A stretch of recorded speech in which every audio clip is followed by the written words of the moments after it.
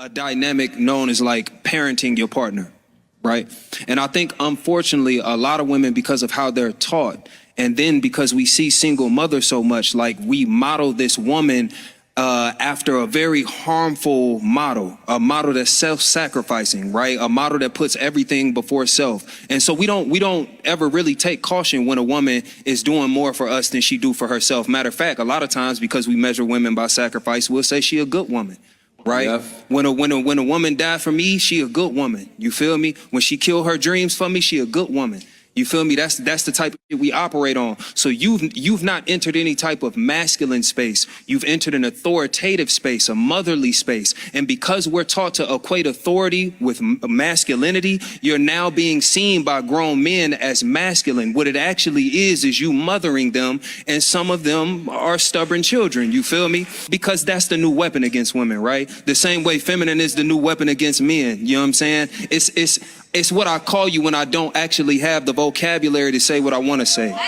I can't stand that women are cutting off pieces of themselves to fit into this box that are calling feminine now.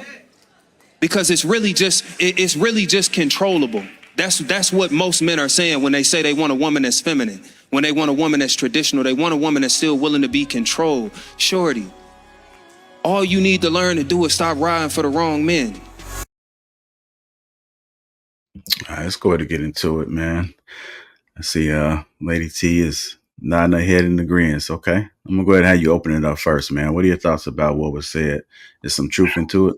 Yeah, there's tons of truth to it. Like we've normalized like the self-sacrificing woman and demonized the empowered one, like the one that's self-assured, um, the woman that like is confident, the woman that realizes how unhealthy it is to sacrifice of herself to the point of it being detrimental to her.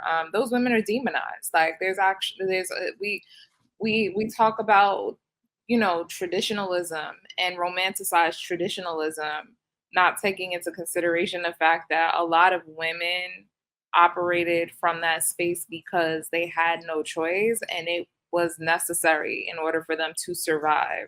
And now that women are not operating on that in that space where it is unhealthy, and could sometimes cause for people to take advantage of it or just mismanage it. It's like a thing, you know what I mean? So yeah, I think he was spot on. Like it's a fact. All right. What about you, Jay? Yeah, I mean, I think, it's definitely weaponized against both genders, being masculine or being feminine. Like that's the ultimate kind of disrespect on both ends. And we've seen with the internet, we've seen it go to extreme uh, disrespect on each side. But I think it's nuanced. I mean, I think there's no way you can put a person in a certain environment. Humans are adaptable. So whatever circumstances on God's green earth you put them in, they're gonna adapt. So if you have a woman that's in a aggressive masculine environment where they have to fend for themselves, they have to no male was there, for protection, they're gonna adapt. I gotta kill my own tiger and eat myself. I have to do all these things that typically there would be a male there to assist with that or do it all together. If you're in an environment where males like that don't exist, then where would you see a feminine person still remaining feminine? So these different environments that people come from, I mean, it's nuance and you're going to see. But I think a lot of times, men can be like he was stating a child that's being rebellious. Some women are sure of themselves, and that touches a male's insecurity. If he's not sure of himself, that's why I say you need to date who your equal is. If you're dating someone that's beneath your equal and you're sure of yourself and you're comfortable in your own skin and they're not, that's going to serve as insecurity. That's going to serve as something that they feel they have to pull down. to make it a level playing field, because that's what we're all looking for. We're looking for our equals in some capacity. So if this is too high, I have to pull it down. And that usually happens. Most people will pull you down before you pull them up. All right. Go ahead, Miss Allie. I would agree with everything that he said. I do think it's kind of sad when you see the relationships where the man thinks that him being overly masculine and running the household in such a way is okay. And I think it's a lot more common than people realize. I think most people have experienced or seen it, witnessed relationships like that. And it's just like the women who are able to come up out of it, I feel like as they emotionally mature, that's when those relationships start to end. I feel like it plays in, what do they call it? The 7-year itch with those long-term relationships. That's usually what happens, is what I see, is people who are in those long-term relationships, the man is overly masculine, controlling the household, and then the woman starts to mature emotionally and realizing that what's going on in this household is not okay. And then she makes her exit. And I think that's something that we've all seen. All right, go ahead, Chanel.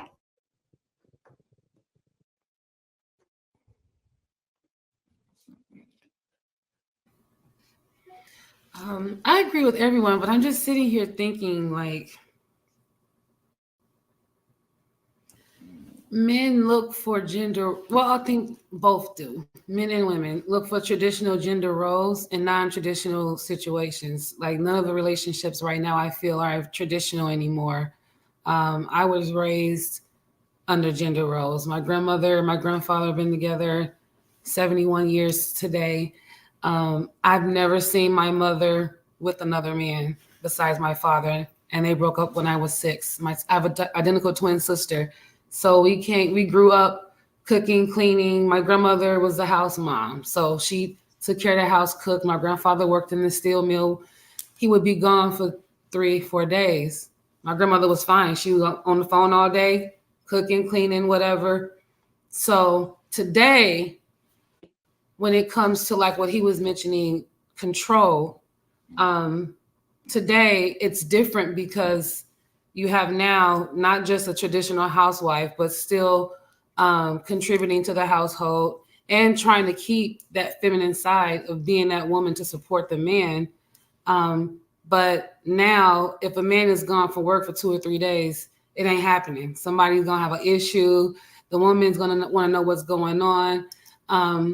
So I think when it comes to women in their masculine energy, when you have different, because now I'm in a different place. I watched my grandmother, my grandfather took all the bills and everything, and my grandmother did everything she did.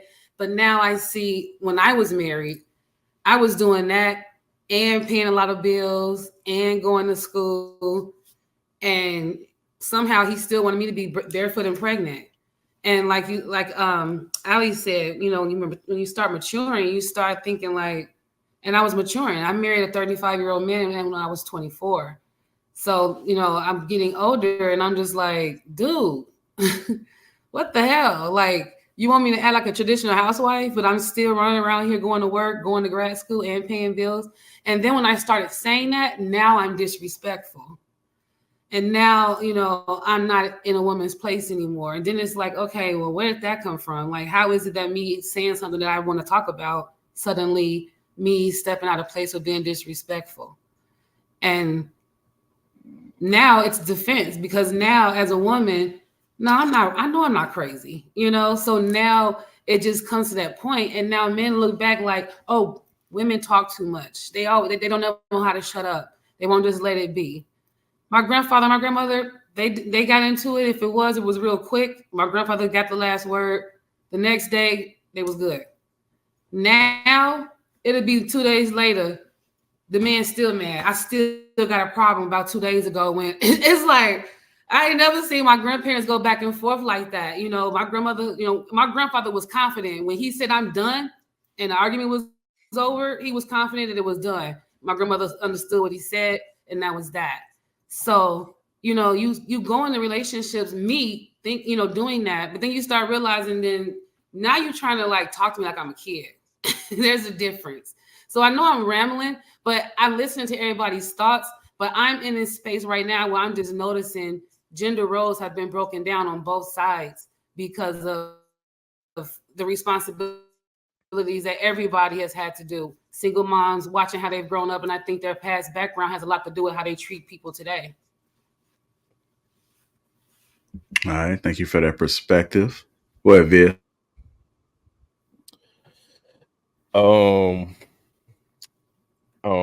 I do agree with some of what he said. Me personally, I feel like Trip, I think he panders a lot. I think that not, and I can only assume, but I think that most men um, typically are more attracted to women. They have long-term relationships with women that are similar to their mother. Um, uh, I also think that to Jay's point, I, I I believe that we all carry some type. I all believe that we carry a balance of feminine and masculine energy. Of course, if a woman is in a hazardous, dangerous environment, of course, she's going to put on that masculine uh, energy in order to protect herself. I think that the biggest issue that most men have is that women don't know how to turn it off. You know, is is understandable to have it, but to know when to apply it, that's deeper. Even to Allie's point, she had said how women would be in a long-term relationship, and the woman after 7 years will realize that it's an unhealthy environment, that the man is being overly masculine, and she has mentally matured on her own. To me, that sounds like there's something else going on in that household. There's, because a woman in her feminine space, she's going to be able to soften that man and give that man a reason to become more feminine or embrace that feminine side of himself. So I think that it's I don't know if the right term is a double-edged sword, but I think that we take away the accountability on both sides. If my woman if my woman doesn't feel safe, I can't put it on her. I can't put it all on her as to why she feels safe. It has to be something that I'm doing. At the same time, I have to do the work to make her feel safe, and her be open to exploring that for herself as well. Because it's one of those things where we're going through this situation together. If it's a team effort, then we both have to figure out what works for the both of us, because how we go about things is going to be different. So I think that we take away too much accountability on self. And even to the last point, he said that men are looking for women that they can control. If a relationship fails, then it's going to be on the man. It's going to be immediately blamed on the man. So if I feel that this woman isn't cooperating to have this successful relationship, then I mean, of course, who wants to be with someone that's not in sync with them? I think that men and women have a different perspective of words, but when I hear control in a relationship, I think that that's important, that I do have some type of control over my spouse, because I'm in control of the household. I'm the head of the household. So I think that the words sometimes get blown out of context.